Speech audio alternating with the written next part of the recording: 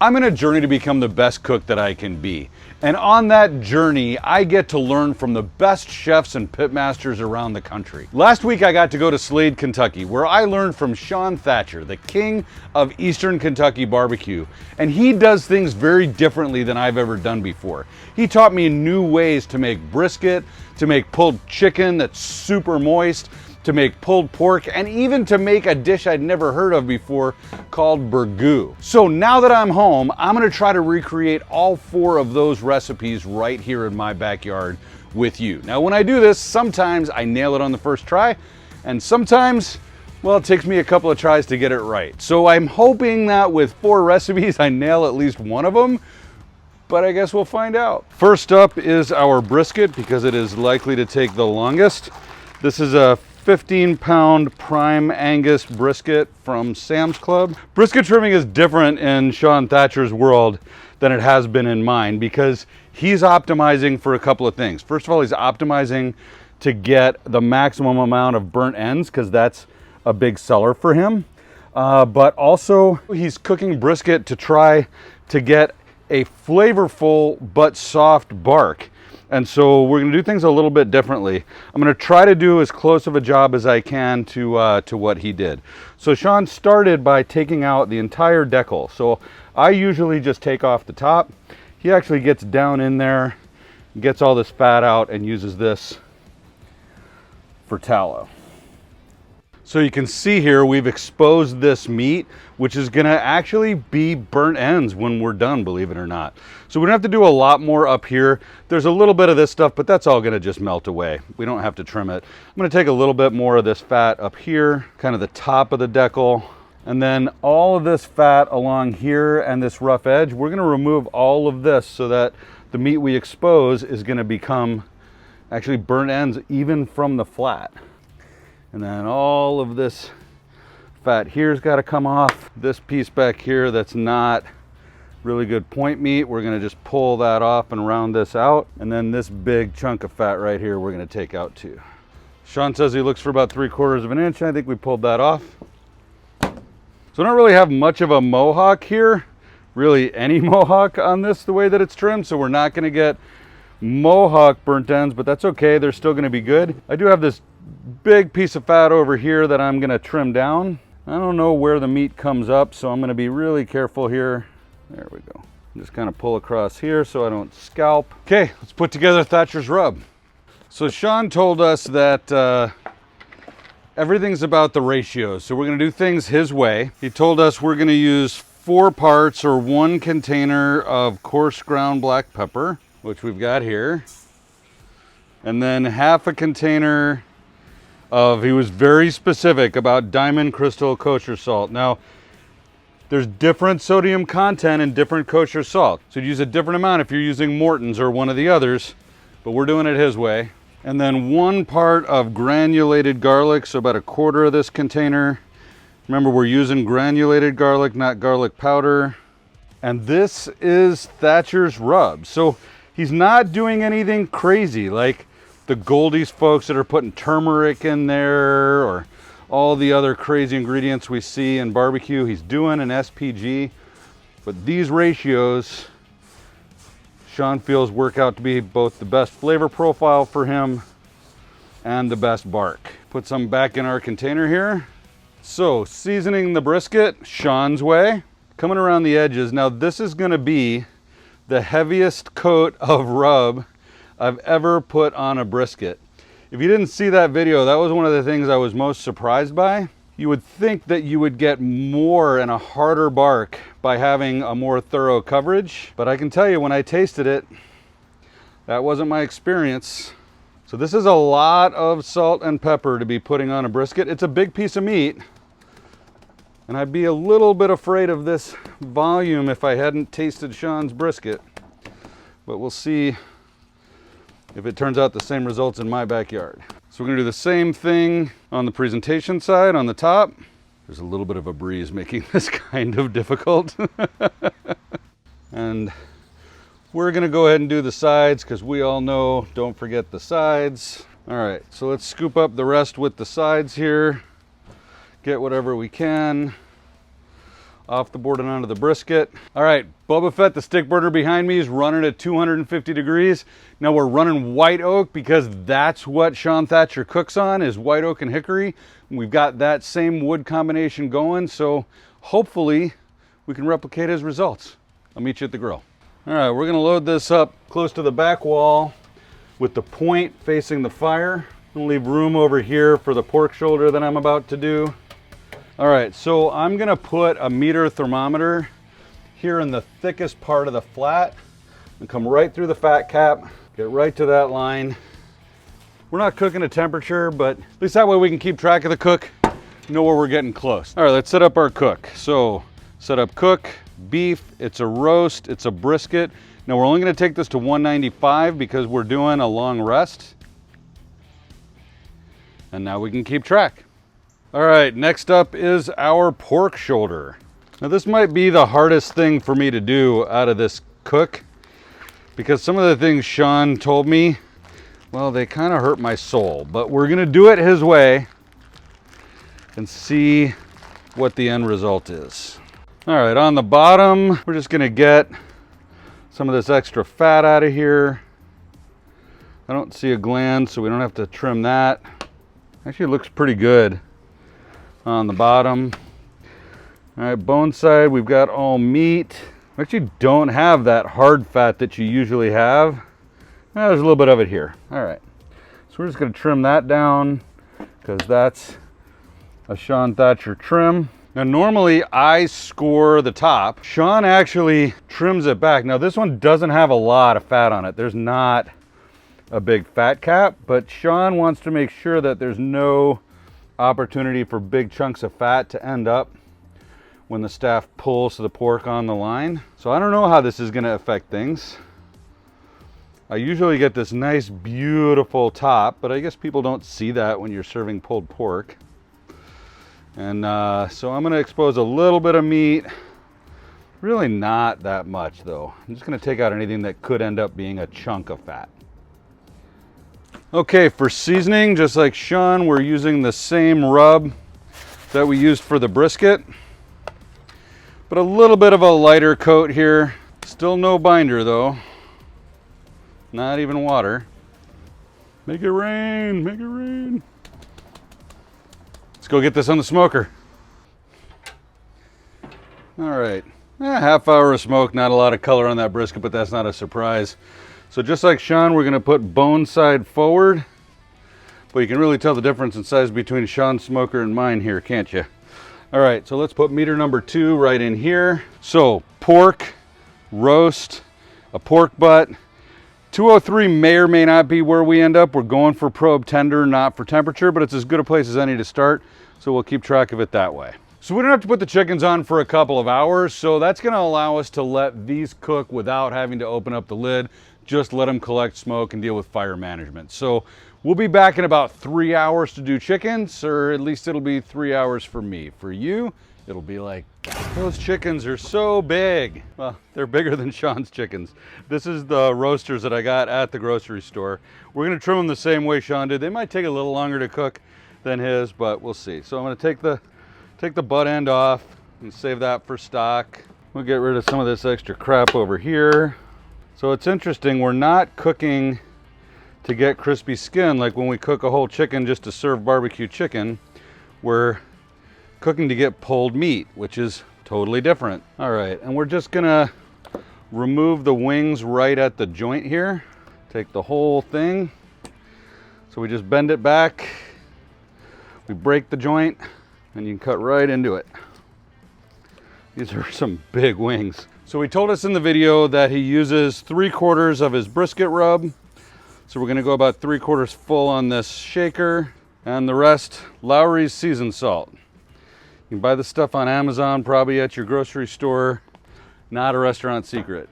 And this is gonna add a really nice flavor profile and a little bit of that orange-red color that we like to see on poultry. So when we cook these, we're gonna cook them breast side down, so that means the breast is our bottom. This is maybe one of the biggest things I learned from Shawn Thatcher, is because he's doing pulled chicken and the breast is the leanest and driest part, he actually cooks the birds upside down so that the fat renders down into the white meat, which makes perfect sense, right? If you think about it, but that's not really what we do. We always put the breast up when we cook because that's our presentation. But since we're not presenting, we don't have to worry about it. So we're gonna get the bottoms here, and we'll get our wings. I don't remember whether Shawn did the wings separately or not, but I don't think it's gonna hurt anything. The sides, and now the top, which is usually the bottom. So we will stuff our chicken with more chicken. Give the seasoning a little touch up. Let's go get them on the smoker. So these we're putting on the fire side, where they're gonna be a little bit warmer. Again, breast side down, even though that's weird. All right, those look pretty. And for the record, I don't think our brisket and pork shoulder look too bad either. So I'm not gonna bother putting meters in here. We'll be checking off it enough that we'll know how these are doing. But I'm gonna let them go for probably 2 hours without checking, and then we'll come back and see where we are. It's burgoo time. Now, I'm gonna assume that you don't know what burgoo is and haven't seen that other video, because I certainly didn't know what it was, but I'll explain real quick. So if you already know, just stick around. So this is a dish created in Kentucky that's all about the community bringing together what they have, using leftovers, and being able to actually make something that is warm and inviting and gives you a great big hug without spending a huge amount of money, because $40 a pound for brisket is a lot of money, especially in depressed economies. And so this is something that I was really surprised when I tasted. I thought, okay, it's a soup, it's a stew, no big deal, but so flavorful because they're using all the barbecue. So all of these things are gonna go in here, including leftover pulled chicken, leftover pulled pork, leftover brisket, and a whole bunch of vegetables. You're gonna see me put them all in over there, but we're cooking on the firebox. So I've actually got a pot sitting on the firebox getting hot. Let's head over there and get started. So I'm gonna start by putting in a bunch of homemade tallow, and that's what we're gonna saute in. And then the first three ingredients are our holy trinity. Onions, put in some celery and some carrots. And let's get a little bit of color on these before we move on to the next ingredients. All right, we got a little bit of color on there, not a lot. We don't need dark. So we're gonna add some potatoes. No stew-like dish would be complete without potatoes. Some corn. Don't worry, I know this is a lot of vegetables. You'll be okay, there's meat coming soon. Minced garlic, celery powder, crushed red pepper flakes, some of Thatcher's barbecue rub. This is beef and chicken base, like a stock. You can buy these like boullion in the grocery store. Butter, recipe calls for half a cup. 1 stick is half a cup. There's a piece of trivia for you. A couple cans of tomato paste. Here's a pound of brisket leftovers, some pulled pork leftovers, barbecue chicken leftovers, about a half gallon of water. We might need more water, we'll see. And 1 Ale 8 soda imported directly from Kentucky. This is a ginger soda that should add a nice little kick to it. So at this point, we're gonna bring this up to a boil and start to let it simmer. And once it simmers, we got one more ingredient to add. So I'll be right back. Well, we're 6 hours in. Boy, this meat is starting to look good. It looks like the bark is set on top here on the brisket. Pretty close to it on the pork shoulder. We're getting good color and good smoke. Chickens are starting to darken up. That's nice. Yeah, still not a good bark on the bottom, but I think that's a good thing. You know, the problem that we got to solve for here is Shawn's smoker. So it doesn't have a separate firebox. Firebox is in the chamber, and the smoke only comes up and over. There's no smoke coming underneath the meat, or not very much. So we want to try to replicate this in a smoker that actually does a good job of smoke distribution. So what I'm going to do is actually lay down some aluminum foil underneath the brisket and the pork shoulder to see if I can limit the amount of smoke that's getting underneath to basically 0, since we've already got 6 hours of smoke, full smoke on it, and see if we can preserve that kind of soft bark on the meat side. This is our first barbecue chewing gum and baling wire, but I think we're gonna limit the smoke to the bottom. So let's let these keep going. Let's let these chickens keep going and get back to our burgoo. All right, we got a nice little simmer here. We're gonna add black beans, which I guess if you're in Western Kentucky, probably feels like adding beans to chili if you're in Texas. But this is Eastern Kentucky barbecue, and this is Shawn's burgoo. And so that's all of the ingredients. So at this point, we basically cook it down until the spoon stands up in the burgoo, which it's not doing yet. So we know from our time there, this is gonna take a couple of hours. So we'll be back and stir occasionally. You don't have to watch that, but I'll let you know when there's something to see. Well, 2.5 hours in on the chickens. Let's see how they're doing. All right, 125, 130. This is right about where they were at this point in the cook with Shawn, about 142 up here. So we're gonna keep going on this. I think we got probably another hour or so. And clearly I got a little aggressive on the seasoning on the skin, but that's not gonna affect it because it's pulled chicken.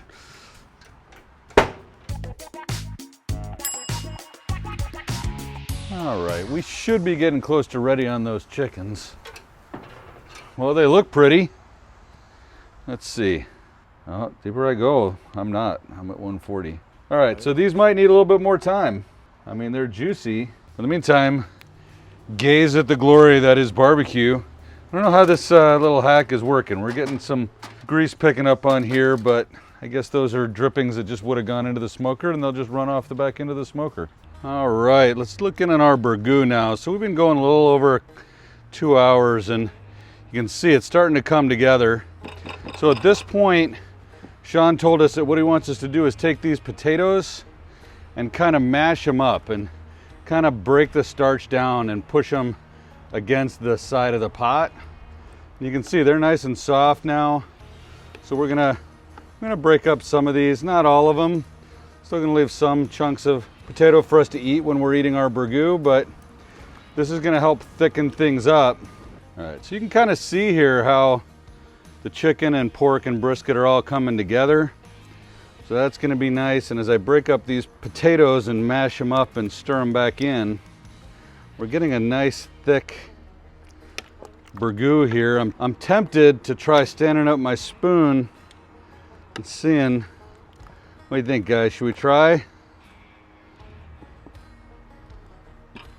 That was a lot faster than I got there when Shawn did it, but I could be over better heat. I don't know. I guess I can stop questioning because Shawn told us anywhere in Kentucky, and we're in Kentucky,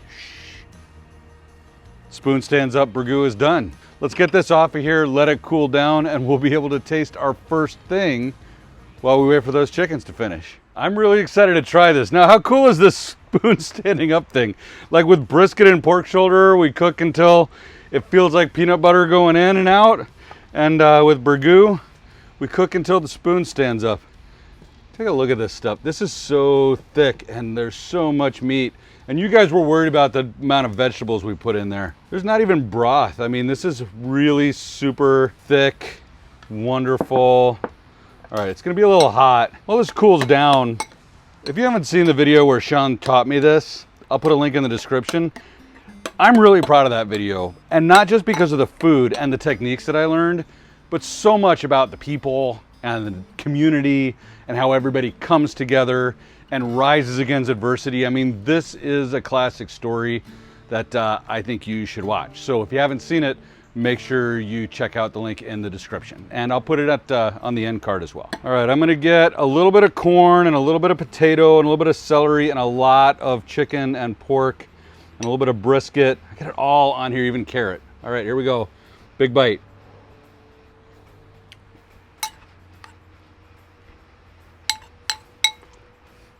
I don't know, you guys may or may not believe me, but I did it. Like, this tastes identical to what Shawn made, and I'm really proud of it, and I'm gonna eat more of it. All right, those chickens should be about ready. Let's go check on those. 4 hours and 15 minutes in, let's see what we got here. Yeah, there we go. These two, by the way, are in their stalls, so continuing to develop bark and cook. Look at that. Things are so big. Should check and make sure they're not turkeys I'm cooking. All right, throw some foil over these. Okay, let's get these into the warmer for probably an hour or two, and then it'll be time to pull the chicken and second tasting.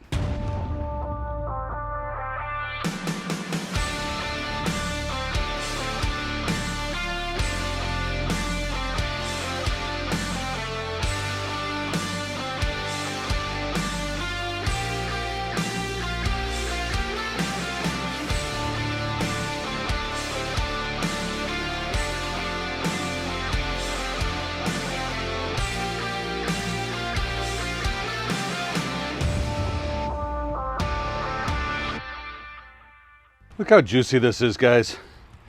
I think that whole idea that Shawn had of doing it breast down probably is going to turn out.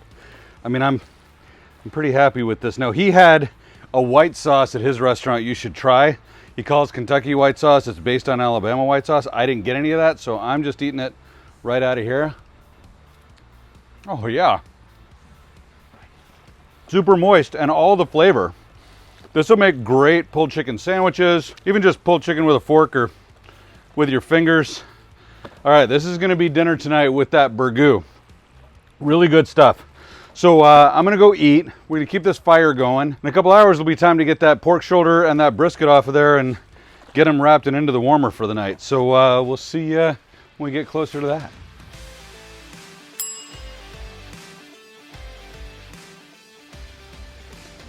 We are right at the 12-hour mark for the brisket, about 11 and a half hours for the pork.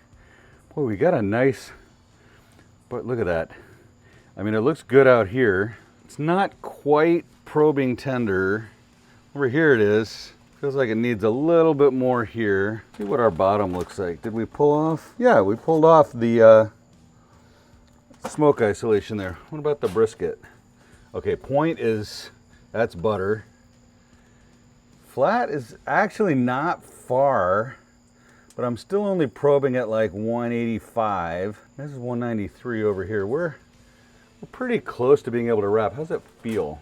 It's still a little bit firm, and yeah, I think we've got a good looking bottom there. I think for the next half hour to an hour, I'm actually gonna pull these off of the foil and let them get all the heat from top and bottom.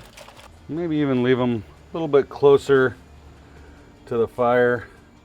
Let them get the rest of the way there. We'll come back in about an hour, and I think it is almost certainly going to be time to get both of these off of there at that point.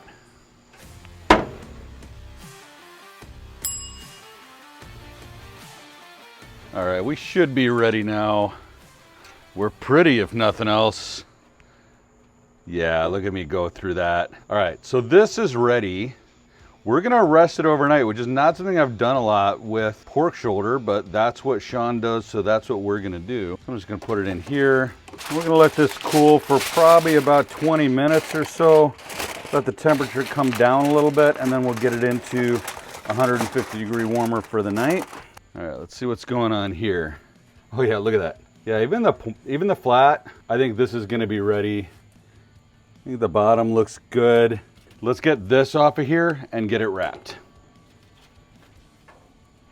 I mean, at first look, it's a little crunchy over here, soft over here, but I think part of the strategy that Shawn uses is getting the tallow on top of the brisket before wrapping to soften that bark. So we're gonna do the same thing. We're gonna put cold tallow right out of the refrigerator on here. Look, you can see it bubbling up as I press down on the brisket. I think that should be enough to cool it down. So this is gonna cool it as well as soften as the tallow melts. Tallow up. Not the prettiest wrapping job, but an effective one. So this is gonna go into the warmer at 150 degrees. Not gonna wait like we did on the pork shoulder, because this has got the tallow to cool down, and it's gonna come down gradually in that 150-degree warmer. So when we eat this for lunch tomorrow, it's gonna be about a 12-hour rest. It'll be right at that 150 degrees. It should be perfect. So first thing in the morning, I'll see you when we cut this up to make burnt ends. Hey, good morning. So it's burnt end time. So we get to see how this brisket looks. Interestingly, the top of the paper was not soaked, but the bottom was. So the tallow melted down around the bark, although maybe this inner one is a little bit closer to soaked. Yeah, I'd say we got a good tallow wrap. And I think we succeeded in getting that soft bottom that Shawn gets.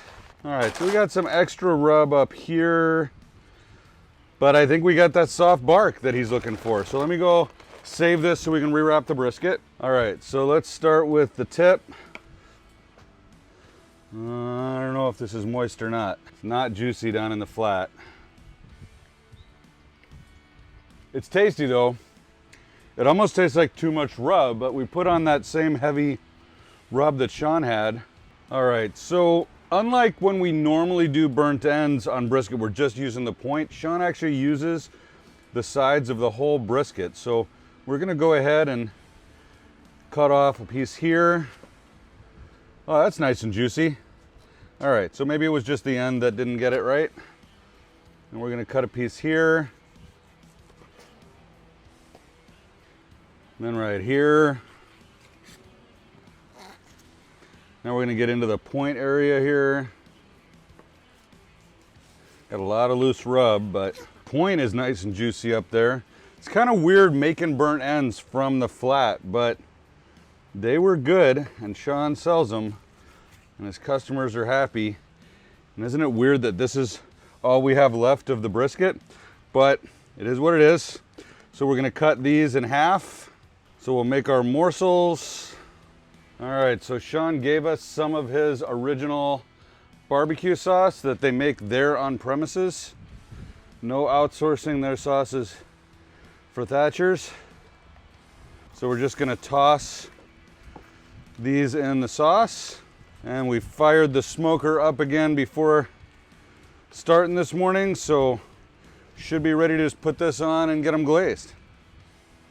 All right, so now we're just gonna put our brisket back in the wrap and back into the warmer for about another hour while those burnt ends glaze up, while that sauce tacks up.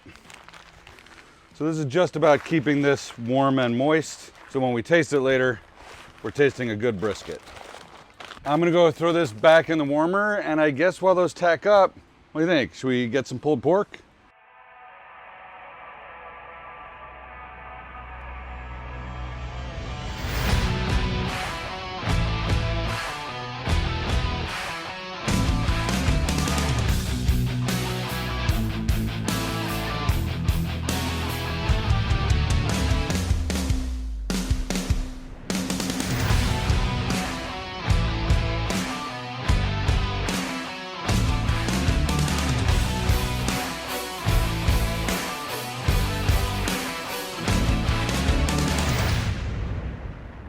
Okay guys, I'm not very encouraged. Started juicy when I pulled it at the top, but as I got deeper in, it doesn't look super juicy. So we saw that with the end of the brisket flat, and we're seeing it here.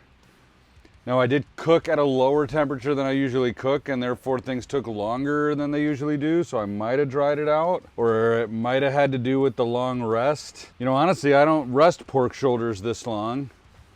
So maybe I should do a test like we did with the briskets and see if a long rest is better for pork shoulders, or if that's what's going on here. But I haven't tasted it yet, but I don't think I made Shawn proud. Let's see what we got here. I'm gonna take a piece with some bark, a little bit of end there. I got some money muscle. That's gonna be the best foot forward. The money muscle, that's what the comp team's turning because it's supposed to be the best pork. All right, here we go.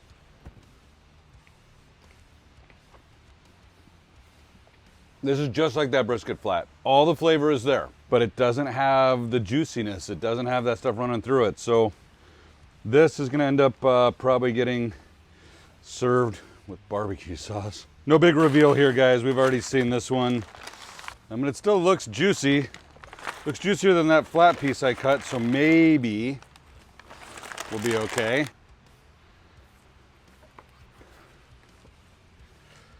All right, this is a weird shot, but see, this is juicy. It's not the juiciest brisket I've ever made, but I'm not arguing with that. Let's cut a fat slice or two. Wow, this is soft on top. I mean, it passes the bend test.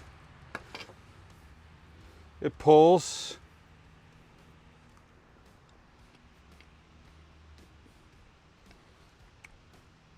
This is good brisket. It's not the juiciest, it's not the best I've ever made. Let me try the point here. All right, the point is juicy.